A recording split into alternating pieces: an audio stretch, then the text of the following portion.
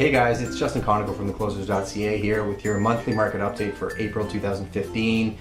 So there were 769 homes that sold last month. Now, if we were going to compare this March to last March, it wouldn't really be fair because the weather last year held on strong. I mean, we had winter till almost April or May.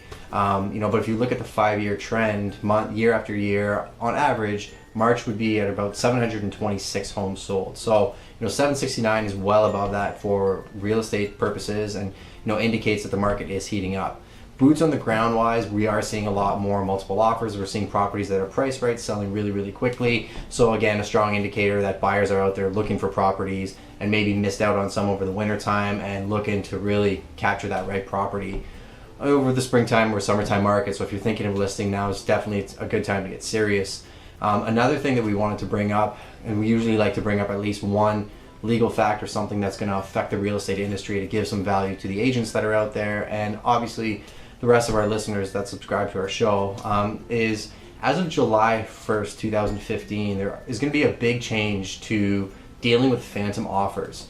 Bill 55 is going to be amended, and we've been waiting for this for a long time, so that brokerages have to keep a copy of all offers that come in on a property.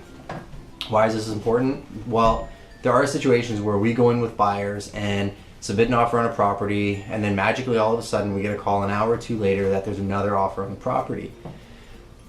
Agents are not supposed to say that there's another offer on a property unless they actually have a written offer in hand, and they're supposed to keep a copy of it, but there was no law forcing them to keep an actual physical copy somewhere.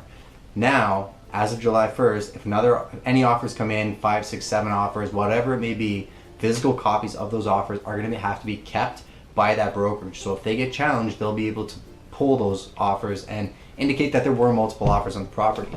We personally think this is great for our industry and great for the purchasers and sellers, because we're not going to be involved in situations where there's phantom offers when there really aren't any phantom offers. There'll be a lot more transparency as to who the agents are who are in play, the buyers that are out there, and the offers that are actual offers. So, just another in the feather in the cap for the real estate industry and things getting a little bit more transparent.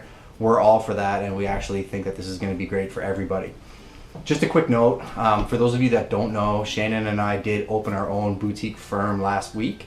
So Grogan Conoco Real Estate Brokerage is now based out of 361 Talbot Court, right in the heart of downtown. We're looking to be a client-first, sales-focused boutique firm that really takes service to the next level. We really want to refine our systems, be transparent with everything that we do, and really showcase how we are different in the real estate industry, and really use our talents to the maximum ability that we have. So if you guys have any questions about that, feel free to give us a shout anytime.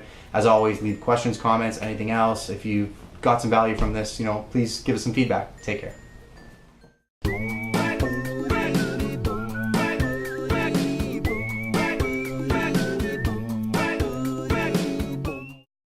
Dual agency is when a particular real estate agent or broker represents both the buyer and the seller.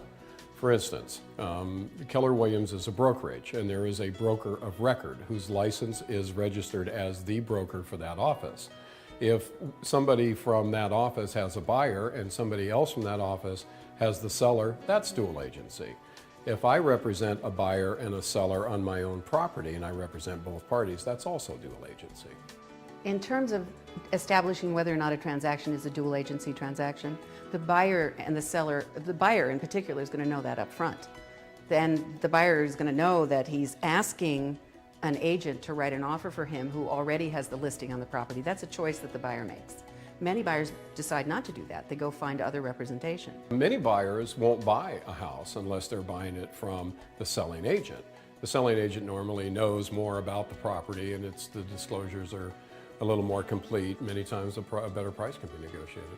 It's hard because you're wearing two hats. So you're representing the seller, you're representing the buyer, and this is in the situation where you as the agent are representing both people. It's not where the broker of record has two agents that are representing the parties individually. It gets hard because, and it's more work actually for us, because we have to be very careful that the buyer and the seller consistently believe, as they should,